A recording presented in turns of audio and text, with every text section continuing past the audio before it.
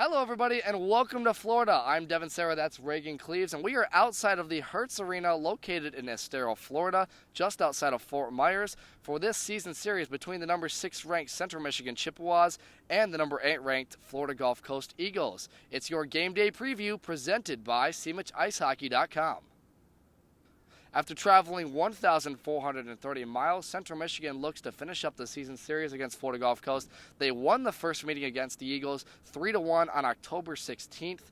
That game was at Martin Ice Arena at home, and this one they returned to Florida Gulf Coast to look for the season sweep. CMU has won the last 3 meetings against Florida Gulf Coast, and I asked Captain Brendan Martin what is attributing to their success against the Eagles. I think for sure how hard we played and how physical we played around them. I think that was a big mindset that we had going into those games, was we wanted to bump these guys off the puck. Just from playing them the past few years, we knew that they weren't the most physical team, they weren't the biggest team. So we thought if we could bump them around a little bit, scare them off, that would help. And I was just trying to play a little bit more offensively, and I think most of the goals we've had in my time here against Florida Gulf Coast have been those garbage goals, rebound goals. So that's going to be a big mindset we're going to have today. We're going to have to crash the net. Rope's going to play on his head, and I think we're ready. This trip is anything but a vacation for the Chippewas, Regan, as they come to look to complete the season sweep. Yeah, coming in at 9-2-0-2, the Chippewas really need this win against the number 8 ranked team in the nation. They beat them in Game 1 back on October 16th, 3-1, and they hope to close out that series here this weekend. This is the 14th game of the season for both of these clubs. Florida Gulf Coast is 8-2 in their last 10. Central Michigan is 6-2-0-2 in their last 10, including the win against Florida Gulf Coast on October 16th. CMU is led by their top 3 goal scorers, forwards Isaac Gibbs, Jacob St. Andre, and defenseman and captain Brendan Martin. Jacob St. Andre has had incredible success against the Florida Gulf Coast Eagles, not only this season but also in past seasons.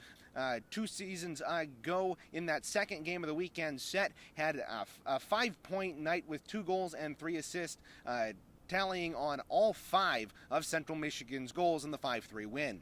The Chippewas acquired some new talent over the break. Forward Julian Johnson, acquired from the Adrian Bulldogs Division II team, and for that club played in 9 games, totaling 2 assists and an appearance in the Division II National Tournament last season with that team. I asked him what he's looking forward to most with the team. I think it's awesome. Like, yesterday was my birthday, and it was really fun to be with the boys and spending our off day in Florida on the beach. It was really fun, and I think playing at Florida Gulf Coast would be even a better start to the team. But I'm really looking forward to the season, and I think we'll make a pretty good Nationals run. Playing with Aiden is a blast. He's a great guy, great friend to have. More of a defensive player, more of a defensive center, I would say.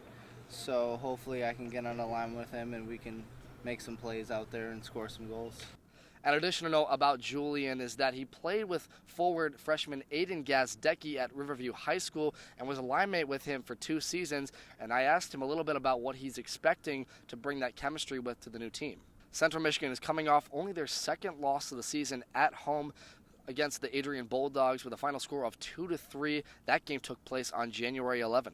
Yeah, and in that game, Aiden Gazdecki got his first goal of the year, but it wasn't enough as they ended up losing 2-3. And at the end of that game, some fireworks went off with a fight at the end. That is part of the reason, or that is the reason, rather, that Central Michigan tonight is without Jordan Cooper, who has been suspended for 1 game for the fight after the Adrian contest.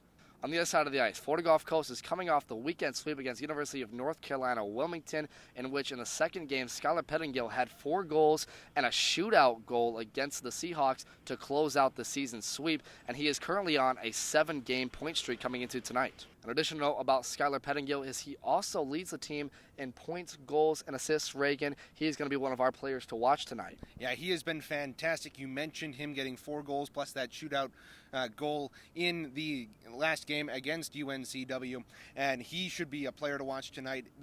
This Florida Gulf Coast team is a really fast team, and he definitely adds some of that speed. As for Florida Gulf Coast transactions, forward Ryan Alamian moves from the Division III team up to the Division II team to help them in their national championship quest. He was the only Florida Gulf Coast player to score in the 3-1 loss against Central Michigan on October 16th. Forward Jake Farrow will move down from the Division II team and will replace him. He will wear number 23 for the Eagles. For the goaltenders tonight, Thomas Rowe for the Chippewas posts a 7-2-2 record in his last 11 starts. Thomas Rowe has a 1.85 goals against average, and among goaltenders with at least 10 starts in Division III, posts a league-leading .944 save percentage this season. I asked him earlier what was attributing the most to his success between the pipes. For the most part, I just don't think about it too much. Like, if I get scored on, I get scored on. It happens in games. Can't let it get to you. That kind of stuff. Just keep it all out of the mind, really. As for Florida Gulf Coast goaltender Nicholas Stiles, he is posting a winning record for the Eagles this season and has started in 10 games for them so far. As for other goaltender Jared Wolford for the Eagles, he is posting a winning record this season as well. We will await his start tonight or tomorrow for this weekend series. Both these teams have outshot their opponents in 9 of their last 13 games, and Florida Gulf Coast has eclipsed 50 shots on net in 5 of those games, Reagan, and they're going to need that kind of output if they want to match the Chippewas tonight. Yeah, getting 50 shots on goal in any given night is absolutely incredible, but the fact that they've done it in 5 games in just a short season, 13 games, is absolutely out of this world. To close out our game day preview here, I asked both Captain Brendan Martin and Thomas Rove what their mentality was coming to the state of Florida. Yeah, I think yesterday it was definitely kind of just getting used to the weather and kind of enjoying the day, going to the beach. We had a blast together. When we woke up this morning, we kind of had that thought in the back of our head, all right, now it's time to get down to business, because at the end of the day, this is a business trip for us, and we have a lot of goals that we're trying to reach, and Florida Gulf Coast is in the way right now, so we got to come out and play well against them today and tomorrow. Mentality-wise, we're going into it really high hopes. Hopefully none of our guys think of it too much of a vacation. They take it on like real hard. We have a really good chance of beating these guys this weekend. Puck drop is set for 8:30 Eastern Time. It'll be live on CCHN radio networks. You can also follow all of our social media on Instagram and Twitter at CMU-D3 Hockey for all scoring updates and game time updates. As for me and Reagan, we will see you inside the broadcast booth inside Hertz Arena. This has been your game day preview presented by CMHIceHockey.com.